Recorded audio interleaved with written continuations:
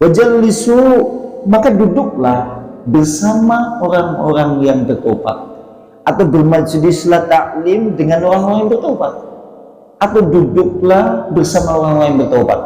Karena sesungguhnya fa inna rahmatallahi, karena sesungguhnya rahmat Allah kepada orang-orang yang tobat itu sangat-sangat dekat. La ilaha illallah Muhammadun Rasulullah alaihi salatullah wa alihi wal ahibbah. La ilaha illallah. Aun bin Abdillah dia berkata, qalbu ta'ib bimanzilati sujajah. Kata beliau, hati orang yang bertobat seperti kaca. Hati orang yang bertobat itu seperti kaca. Fiha jaminun ma'as-subhan. Semuanya apa yang menimpa kepadanya senantiasa mudah akan terasa. Sampean nek dan termasuk orang yang bertobat, maka hatinya seperti cermin, sehingga segala apa saja yang kemudian menimpa kepadanya maka akan mudah. Maksudnya, sampai suatu saat kemudian punya kesedihan, langsung kelingan dosa-dosa, astagfirullah. Sampai punya duka cita, sampai langsung ingat kepada Allah. Sampai dalam keadaan suka bahagia, langsung kelingan Allah, ya Allah, istighfar. Bahkan suka dan senang, ataupun kemudian kesedihan dan air mata ada pada diri manusia orang yang bertobat, tapi itu kemudian hati orang yang bertobat seperti cermin, sehingga semuanya itu menjadi tambah dekat dengan Allah Subhanahu wa Ta'ala. Justru memohon ampun kepada Allah. Gampangannya, nek diwe sedih jangan-jangan karena dosa-dosaku, nek diwe seneng jangan-jangan Allah membiarkanku tidak peduli kepadaku, sehingga kemudian dia biarkan kesenangan hidup agar aku menjadi orang yang ramai. Wong sing tobat seperti cermin. Lantas fal mau'izatu ila qulubihim syaringah. Untaian nasihat yang indah dari Al-Quran, dari hadis Nabi, dari kitab-kitab, dari kalimat yang indah yang disampaikan kepada hati orang yang bertobat akan cepat meresap dalam jiwa. Sampai termasuk orang lupa untuk nasihat dari Al-Quran, dari Sunnah, kalimat yang indah, syair-syair, atau bahkan semua kalimat-kalimat yang penuh dengan hikmah yang disampaikan ulama-ulama, cepat akan meresap di dalam hati yang paling dalam. Sampai kemudian meresap ke dalam hati yang dalam, berarti jenengan hatinya seperti kaca, seperti orang yang tobat. Jadi kira-kira sing ndi? Malah kayak ngantuk. Waduh. Ini Masya Allah ya. Ini menurut Aun bin Abdillah. Lantas wahum illari qati akrabu, maka sungguh orang yang bertobat itu mereka adalah orang yang paling lunak dan lembut hatinya, sehingga mudah menangis kepada Allah. Sehingga orang yang bertobat itu lembut hatinya, sangat mudah meneteskan air mata kepada Allah Subhanahu wa Ta'ala. Dengan duduk kemudian bersimpuh, kemudian mengucapkan astagfirullah, astagfirullah, mudah untuk meneteskan air mata. Ini tanda panjenengan memiliki hati yang lunak. Tapi nek astagfirullah hari ini tidak, besok tidak, besok tidak, 1 tahun tidak, dengan susah sekali kemudian untuk menangis, maka ini menunjukkan tidak lunaknya hati, boleh jadi mungkin kerasnya hati, sehingga susahnya menangis kepada Allah. Dulu kan pernah disinggung dalam konteks hadis Nabi, tatkala kemudian ada salah seorang sahabat yang mengadukan terkait masalah kerasnya hati. Kerasnya hati itu diakibatkan karena susahnya menangis kepada Allah, karena diakibatkan karena kerasnya hati. Kerasnya hati itu karena diakibatkan karena banyaknya dosa-dosa yang dilakukan tanpa pernah memohon ampun kepada Allah. Naudzubillah subhanahu wa ta'ala. Dan berikutnya, fadzawu quluba bitawbah, maka obatilah hati-hati panjenengan dengan taubat. Sampean kepengen ngobati hati, banyak-banyak nak kemudian duduk bersimpuh, bertobat memohon ampun. Karena jenengan kepengen goleti hati ini sampean men balik mending seperti hati yang dikehendaki, maka duduklah bersimpuh sekedar 10 menit, 15 menit atau 20 menit di sepertiga malam, pagi, siang, sore atau yang lain-lain lah.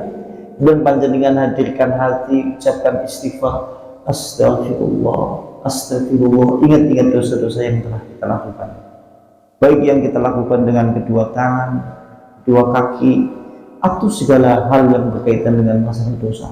Ingat-ingat itu sambil kemudian mengucapkan astagfirullah 15 menit atau 20 menit. Jenengan nanti akan menemukan hati Anda. Boleh jadi mungkin orang lalai itu karena hati itu sudah tidak ada di tempatnya. Wong nek kelamin kan boleh jadi mungkin manai lagi kesah tindakan butang pundi kapan mulai kondul manai buat nyertos. Boleh jadi mungkin kan kata semangatan artinya pergi entah kemana. Ayo bulan ya sampai nek dengar wong jahat dasar wong lagi hati. Karena dia adalah orang yang tidak memiliki hati. Kalau Anda mengatakan orang itu jahat, tegel, tega dan yang lain-lain, Anda kan mudah mengucapkan kalimat Anda itu memang tidak berhati. Kita boleh jadi dengan dosa-dosa itu, boleh jadi mungkin kita tidak berhati. Maksudnya seperti itu. Dan berikutnya, fala ruba ta'ibin da'athu taubatuhu ilal jannah. Berapa banyak orang yang tadinya memiliki dosa-dosa yang banyak, berapa banyak orang yang bertaburan dengan dosa-dosa dalam lembaran hidupnya, berapa banyak pula kemudian orang yang penuh dengan segala kegelapan dan dosa-dosa, tapi kemudian dengan tobatnya akhirnya kemudian dia diseret menuju surga. Dengan tobatnya akhirnya kemudian dia digiring menuju surga. Dengan tobatnya akhirnya kemudian dia berjalan menuju jalan yang menuju surga.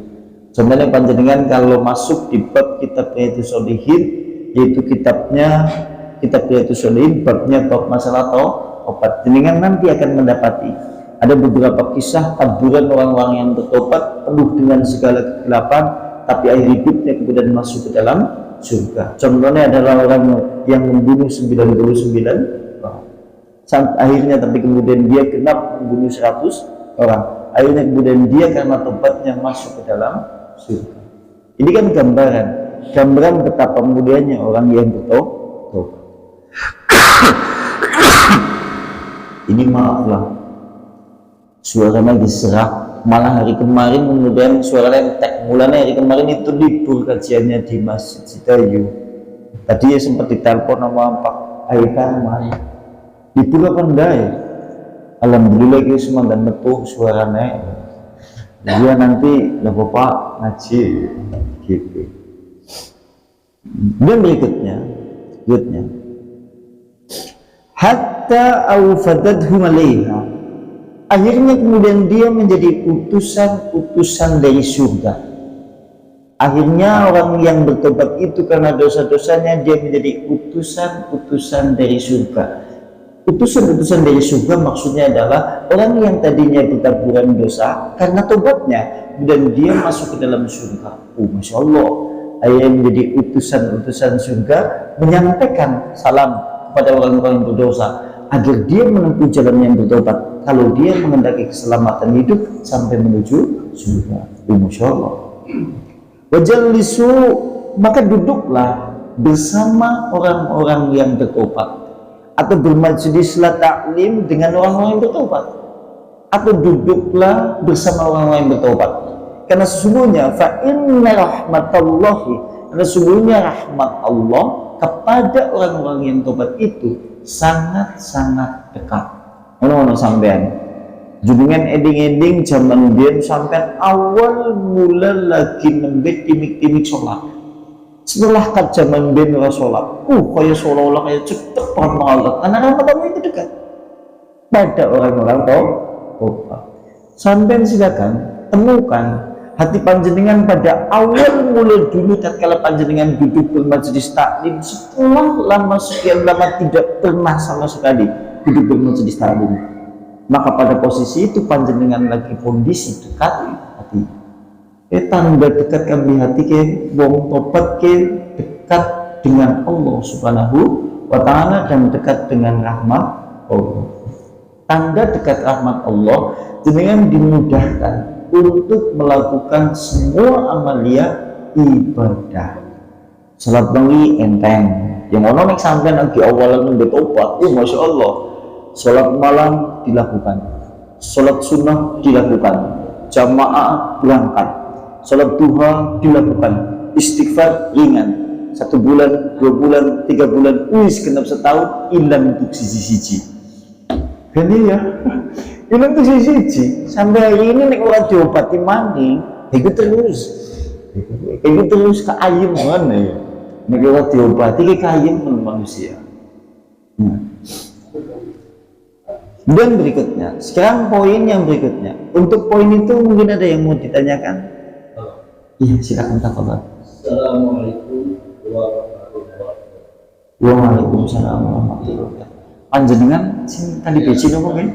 Iya, kali gede iya ya. Ruling ya. Nggih.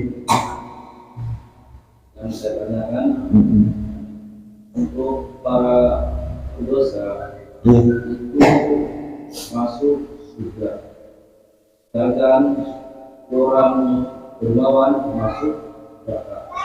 Maksudnya apa? Iya. Sebetulnya kayak gini, permasalahan inti dalam landasan dasar hukum bahwa yang menjadikan masuk surga manusia adalah iman, landasan iman. Jadi pertama, pokok landasan yang menjadikan manusia bisa masuk surga apa tidak, iman gitu. Dan nanti ada istilah mukmin, sehingga orang melawan dari mukmin kafir. Orang yang kafir ini masuk neraka, orang mukmin maka masuk ke dalam surga. Dan nanti adapun orang mukmin yang berdosa. Nah, orang mukmin yang berdosa, jika kemudian dia dosa-dosanya banyak, kemudian taubat kepada Allah, dan kemudian dia mati dalam keadaan mukmin juga, dia kan mati dalam keadaan mukmin juga, tanpa pernah memiliki atau tanpa mati membawa dosa-dosa syirik, maka mukmin yang seperti ini jika taubatnya sudah ada di dunia, sekalipun memiliki dosa-dosa, dia masuk surga tanpa hisab. Ini mukmin. Nah, kemudian yang kedua poinnya, kira dasar-dasar. Jika ada orang mukmin, kemudian dia memiliki dosa-dosa besar, meninggalkan sholat dulu pernah, kemudian merampas dia pernah, berbohong dia pernah, dan yang lain-lain terkait masalah dosa, tapi belum bertobat. Tapi dia tidak bertobat, tapi matinya di atas keimanan, di atas tauhid, tidak pernah memiliki keyakinan syirik. Kalaupun ada kemudian keyakinan syirik, dia sudah bertobat, tapi dia mati membawa iman, tidak memiliki dosa syirik, tapi memiliki dosa-dosa, belum ditobati kepada Allah. Orang yang seperti ini, maka ini urusan Allah.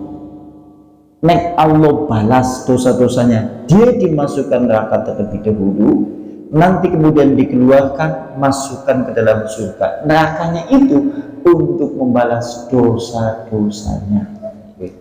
Kalau dosanya sudah selesai, lebok nama surga. Lantas sekarang poin yang ketiga.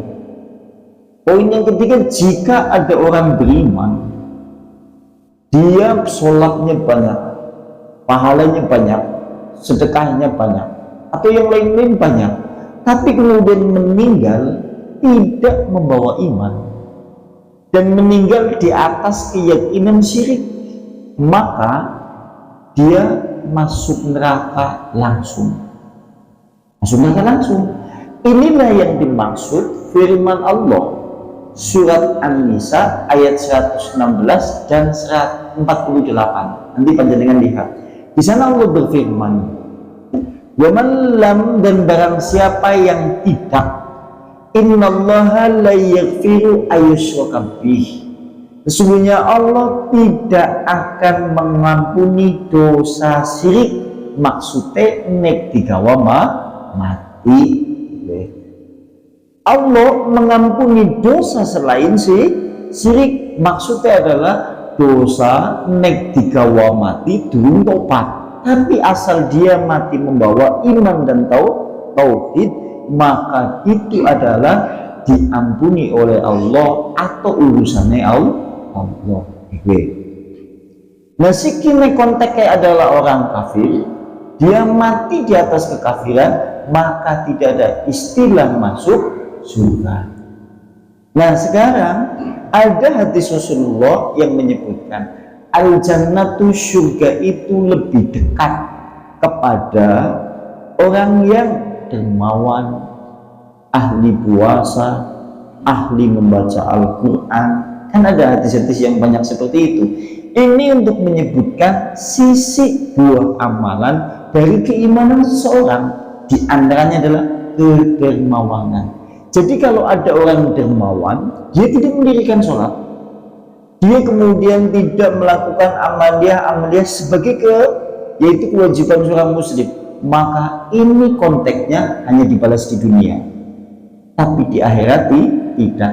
Makanya di kitab Tadhkirah, kitab yang ditulis oleh Imam Al-Qurtubi, masuk di bab yaitu al-maut kafaratul lil mu'min, kematian kafarat untuk muslim atau mukmin.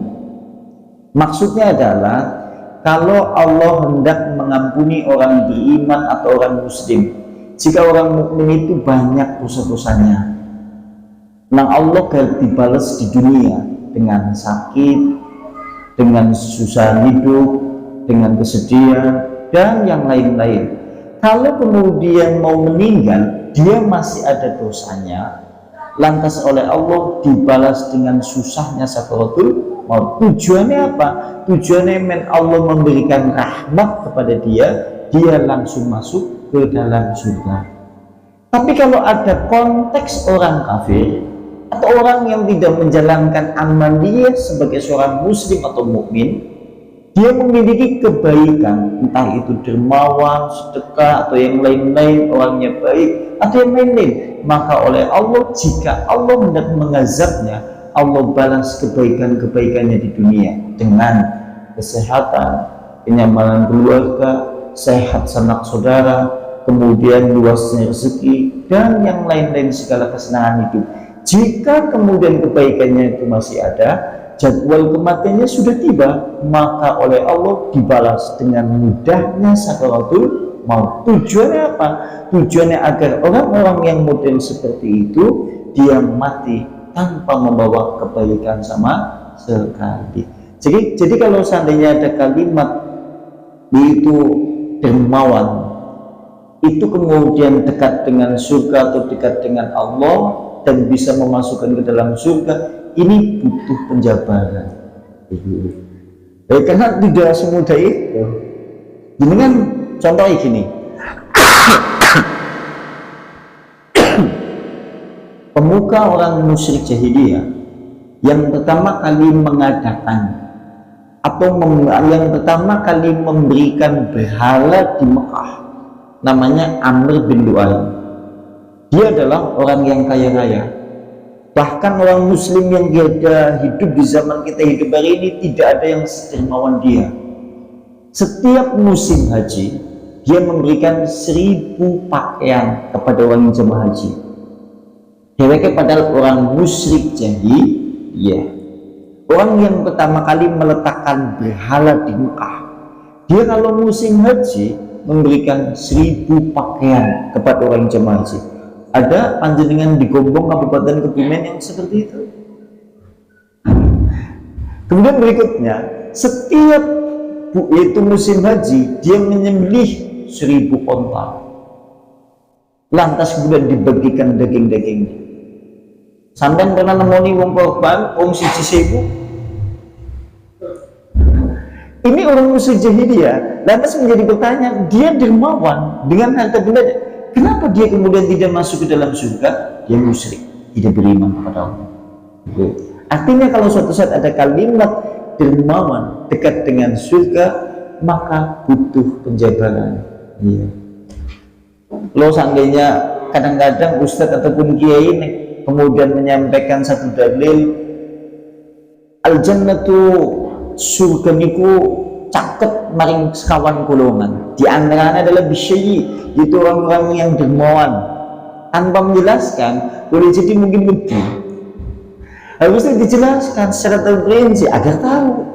Nah kita tahu ya, seperti itu hukumnya. Nah, makanya panjenengan kita semuanya asal konteksnya beriman, konteksnya ahli ibadah, ini pokok di dalam landasan keimanan kepada Allah. Jadi seperti itu Pak. Ya. Jadi kalau ya paling utama memang diantara panjenengan yang wis ahli ibadah, wis beriman, sing paling demak itu yang paling bagus. Ya, itu nek konteks wis ahli ibadah, nek konteks wis ahli beriman. Ya betul gitu. Cuma kalau di masa umum kadang-kadang kan kalau ini tidak dijelaskan, akhirnya lah sholat orang lah punya mau surga, gitu kan. Iya kan ya, akhirnya kan jadi apa ya? Jadi suatu hal keyakinan itu benar seharusnya, tapi dipahami salah. Berapa banyak orang yang mengatakan seperti ini? Lah, nggak perlu sholat, nggak perlu ngaji. Sing penting banyak dermawan. Biar jarene kiai ini, oh surga dia sakit kali yang sangat dermawan. Begitu dijelaskan kan boleh jadi akhirnya memiliki pemahaman seperti itu. Akhirnya malah madani sing sholat lah daripada kayak sing jengkang jengking. Nyatanya ya orang tahu nyumbang aku lah, orang tahu jengkang jengking, orang tahu sholat. Nyumbanganku akeh 10 juta. Wah, akhirnya itu karena pemahaman yang salah.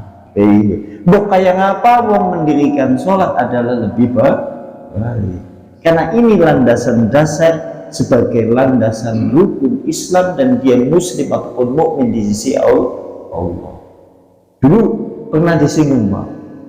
Jadi nek mukmin landasannya panjenengan bisa ngarani tiang niku mukmin ataupun boten mukmin. Ini kan landasannya wis diatur.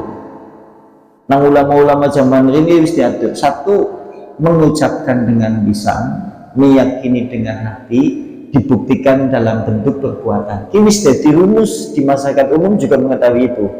Mengucapkan di lisan, diyakini ngau hati, dibukti ngau perbuatan. Cuma kalau tidak dijelaskan, masyarakat umum kadang-kadang juga tidak mengetahui secara detail. Maksudnya, nek derek wis ngomong aku beriman kepada Allah. Nang mana ya yakin kelawan Allah. Terus ngesuke mendirikan sholat mukmin. Tapi nek siki kemudian mengucap aku ya beriman kepada Allah, beriman kepada dia, ngesuke sholat itu mukmin. Itu seperti itu maksudnya. Karena apa? Tidak merealisasikan, tidak kemudian mengamalkan sebagai bentuk yaitu arkan atau yaitu rukun iman yang harusnya dilakukan atau diamalkan. Itu seperti itu. Kan boleh jadi salah persepsi yang kadang-kadang. Itu seperti itu. Seterusnya ya. Dan berikutnya